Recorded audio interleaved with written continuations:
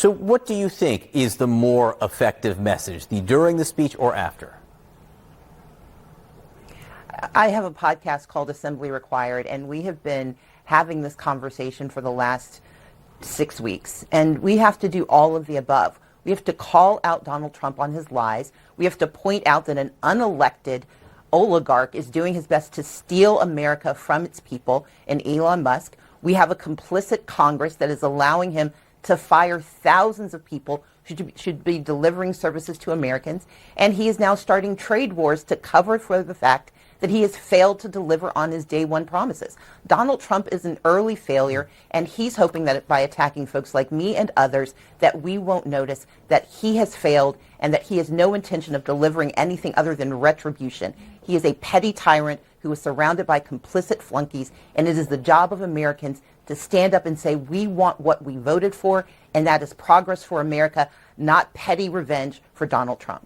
I know. Yeah. I couldn't watch. It's like our job. So I had to watch some of it. But, oh, my God. Yeah, it was just like, the thing that kept going through my head as I was watching it is it's the same old nonsense, the same old gibberish, the same old con that we've seen over and over and over again, which miraculously many people among us are still going, wow, that's amazing what he just said. I can't believe that's really happening. Everything's great. Well, Bob, that's the whole thing. The lies and disinformation that got us here. It's going to be what degree of people keep believing these lies when they know what they're paying for gas and eggs and on and losing their jobs and yada yada. I mean, I don't know what to say. Yeah. It's that speech, more than just being his usual lies, it's so at odds with the reality of what is happening that at some point are people going to notice the disconnect, right? And I think, seriously, that is kind of the elephant in the room. That's the thing that always occurs to me as I'm watching Donald talk in any context, whether it's a State of the Union or joint session address or a press conference or what have you, is that there are millions of people who listen to him say those things and think, oh, he's telling it like it is. He's speaking the truth. He's speaking to me, and that's great. Oh, are you kidding me? You mean Social Security is paying benefits to people who are 360 years old? That's horrendous. Let's shut down Social Security. Elon was right. And that's that's the painful thing. That's what gives me agita in my zoink. Yes. and Spilkus on top of it. Yes, he went on a wild rant about millions of 130-year-olds plus committing possible fraud by drawing Social Security checks, a claim that has been repeatedly debunked. Okay, again, it's a function of digital death records being a thing, not until recently. Yeah. This has been debunked numerous times, but you're right. It's like, what degree of the MAGAs are still like, yep. Right.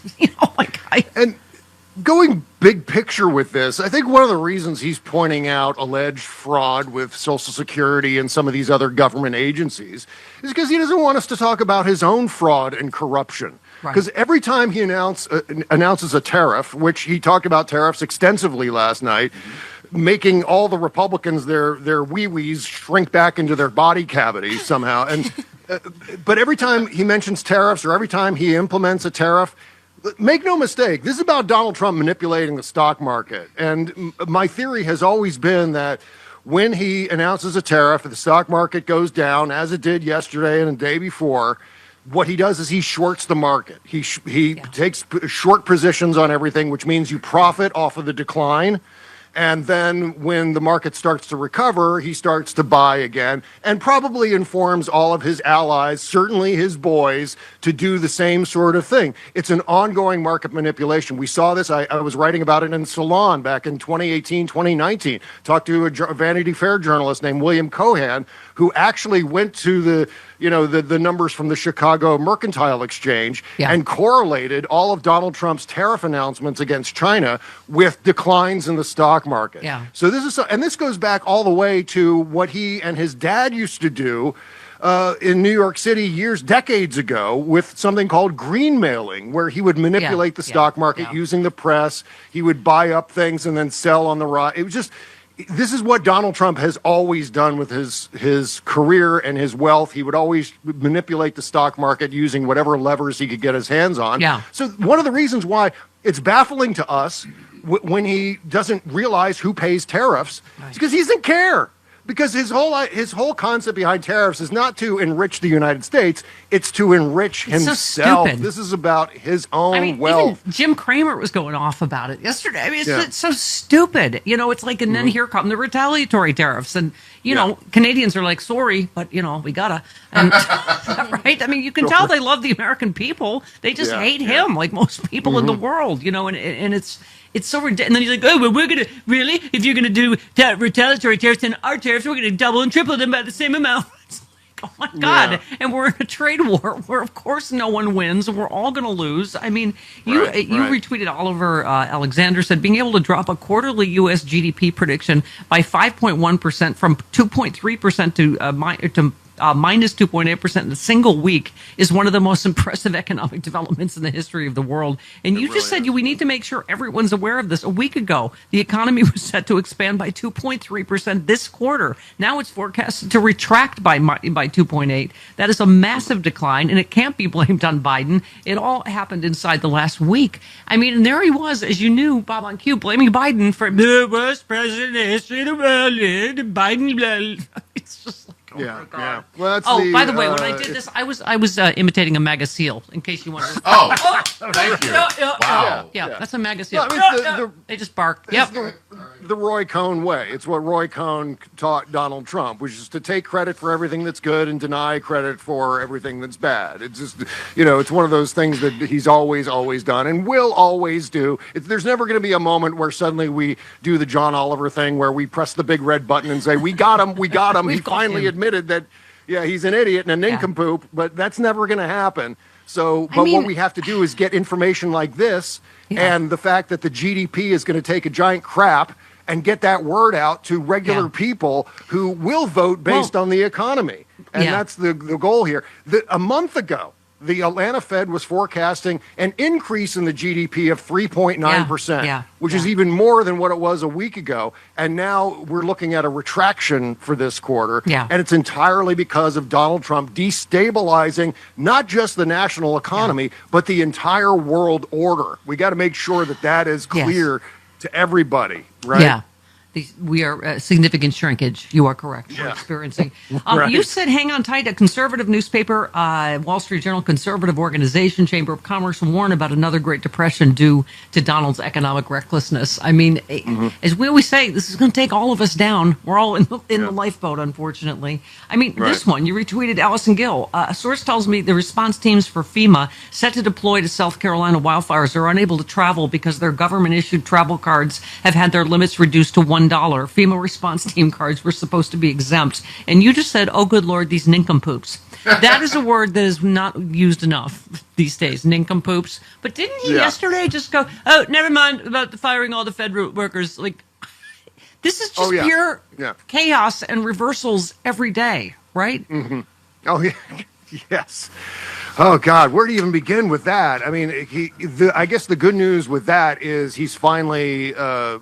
we finally know that he's going to, at least for now, act based on judge decisions, based on court decisions. There was another solid Supreme Court decision that dropped today upholding payments on contracts that have already been fulfilled. So they're upholding those payments from USAID. So we'll see if that continues on, and we'll see if he continues to obey the courts. And provided he does, we could find a way out of this. That is my hopeful take for today. But I mean, we haven't even gotten to the treason yesterday with the.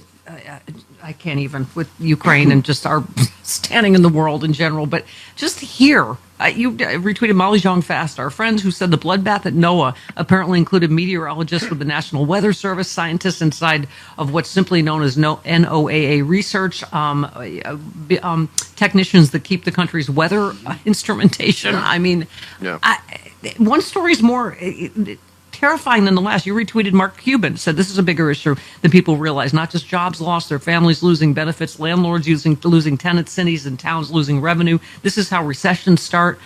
Ready, aim, fire is no way to govern. And you said not sure if congressional Republicans realize how many job losses are stacking up in their home districts and states. Next year is shaping up to be a political bloodbath for any Republican who's still grappled to Donald's pant leg, which I assume will be most of them.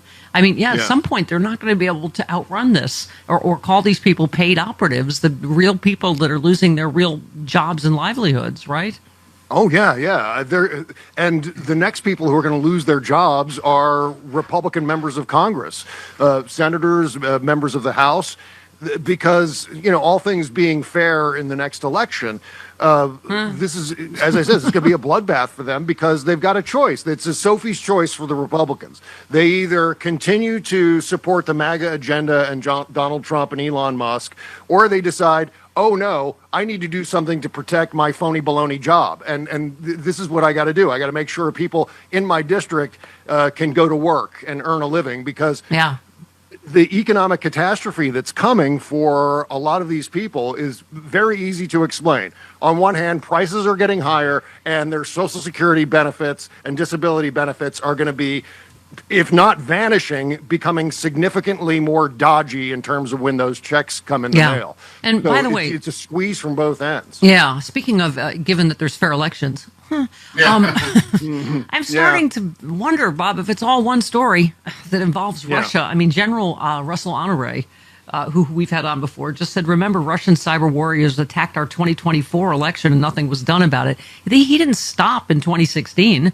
We know there were 37, 38 bomb threats in Russian connected to democratic strongholds, so that's part of what's terrifying, Bob, is I don't want to depress our turnout by saying, oh, it's not going to, it's going to be rigged. But there's got to be, somebody's got to be thinking outside the box about how we either find this, prove it, something. I know Malcolm Nance last week said, things can be manipulated at the state computer level when they tabulate the votes for a state. And that, that's something I hope people are working on, Mark Elias, whoever anyway.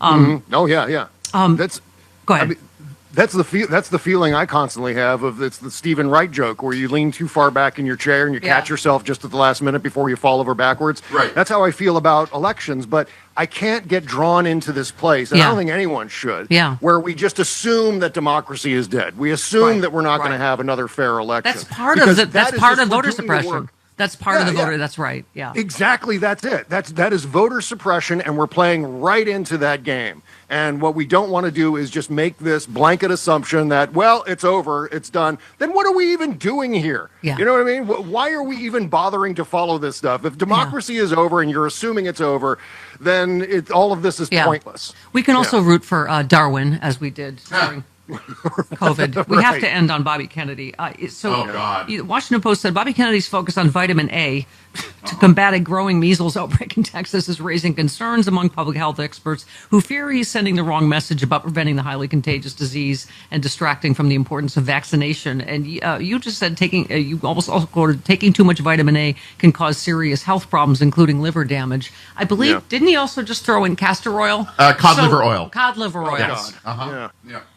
Oh, hey there, it's Stephanie Miller. If you're like me and you love sharp political insight, pointy, you like it pointy and sharp, bold opinions, and a touch of humor to make sense of these crazy times, have I got some fantastic news for you. The Political Voices Network is now on Substack. This is your new go-to for the best in independent media. We're talking about my show streaming daily with episodes on demand, the fearless of journalism of Brian Karem, the brilliant side-splitting satire of John Fugelsang, the unrelenting working class advocacy of Rick Smith, and so much more. Here's the best part. Subscribing is so easy. You can join for free or go to the extra mile. Support these incredible independent voices by signing up for a full subscription starting at just $8. You'll get access to exclusive content, behind-the-scenes insights, and a chance to directly fuel fearless, unfiltered media. So what are you waiting for? Head on over to politicalvoicesnetwork.com. Hit that subscribe button and become part of the movement keeping truth alive in an era of corporate media overload.